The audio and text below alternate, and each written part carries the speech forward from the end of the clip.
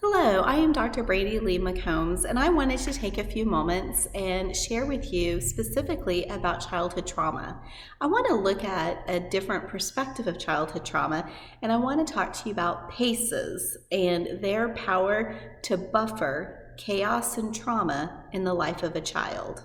So, what are PACEs? PACEs is an acronym, and it's for Protective and Compensatory Experiences.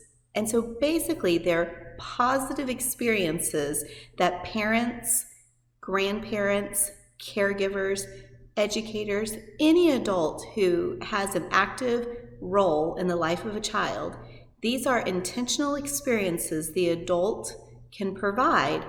And these intentional experiences basically act as a buffer to the chaos and to the trauma that has occurred in the life of the child. Now, when we refer to trauma, we are thinking of anything that has disturbed the life and the development of the child.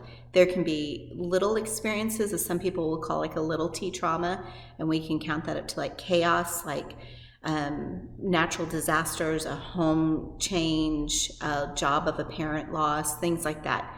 However, there's also larger trauma that can affect the child in a larger way. Incarceration of a parent, the death of a parent, sexual abuse, physical, emotional abuse. And so how the child interprets that chaos or that traumatic event, varies. It's different upon each child.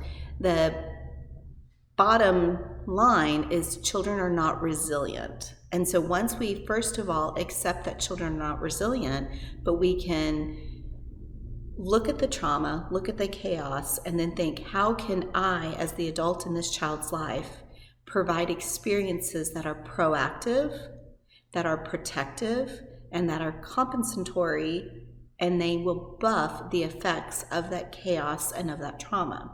And so basically, we can break down PACEs into 4 areas. And so this first area is relationship-based. We hear all the time, relationships matter. But if we can really look at why relationships matter, specifically if we can look at the unconditional love that a parent or a caregiver can have, when a child can experience the unconditional love from just one parent, one caregiver consistently in their life, that acts as a buffer.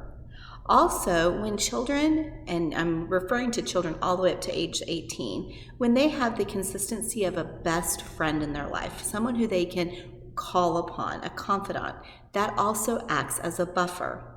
And then also when children are involved and they feel like they belong to a social group. This could be within the school, this could be within a club, an organization, or even within a church setting. But when a child feels like they are belonging and they're connected to a social group, that also acts as a buffer.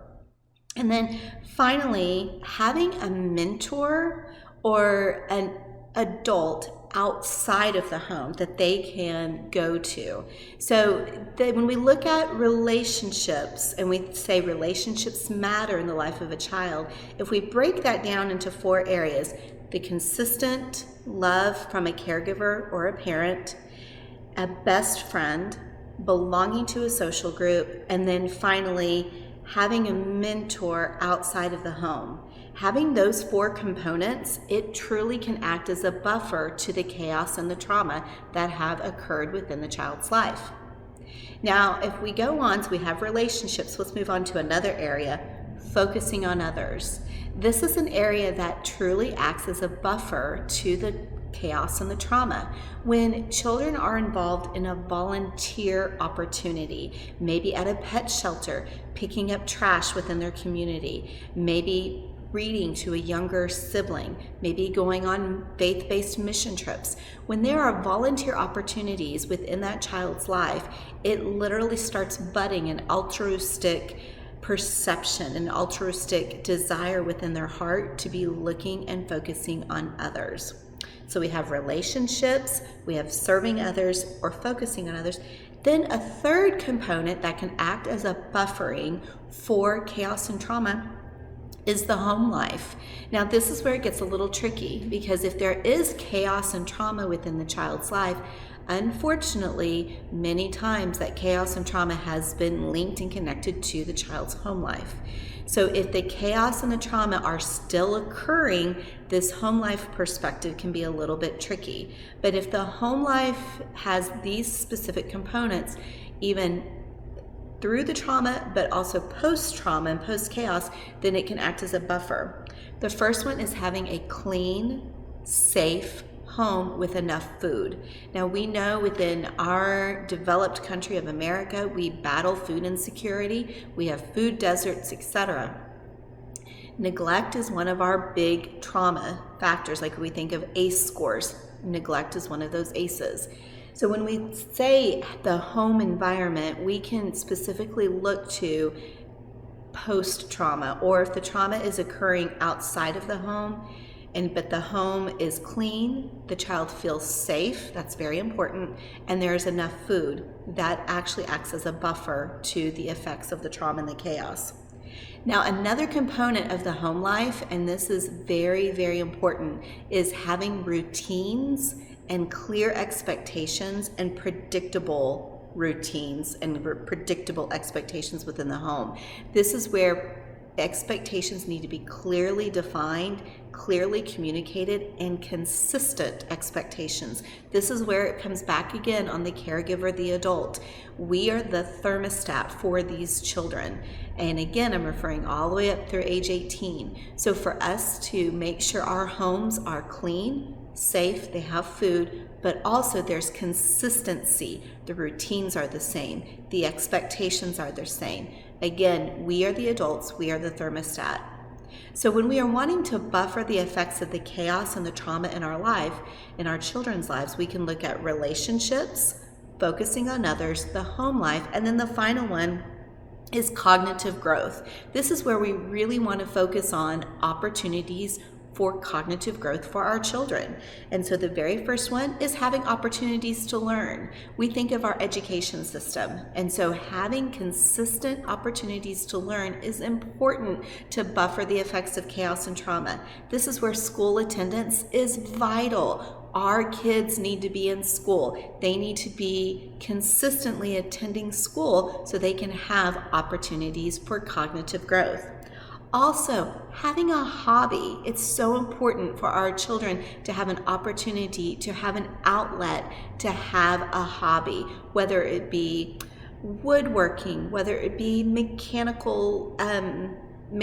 within cars, maybe it's sports, maybe it's drawing, clay, whatever their hobby, cross-stitching, needlework. Having a hobby acts like a powerful buffer for chaos and trauma. And then our final one is just being active and playing sports. And this doesn't have to be at a high competitive level. This can just be riding a bike, going on a nature walk, but getting out and getting our bodies physically moving. So I hope this has helped. So these are called PACEs. And again, we want to be able to provide these opportunities for our children. Now, if the children in your life have not been through chaos or trauma, everything that I've shared today would just be good parenting practices. But when we intentionally provide these opportunities for our children who have experienced trauma, who have experienced chaos, then what we are doing is we are building an opportunity for resilience to grow within their personal life, to where the effects of the chaos, the effects of the trauma can be buffered, and therefore their growth and development can thrive, not just survive. I hope this has been beneficial, and I hope this has been some type of nuggets of truth that you can apply to the life of the children in your life. Again, I'm Dr. Brandy-Lea McCombs, and I'm grateful for this opportunity to share with you about PACEs.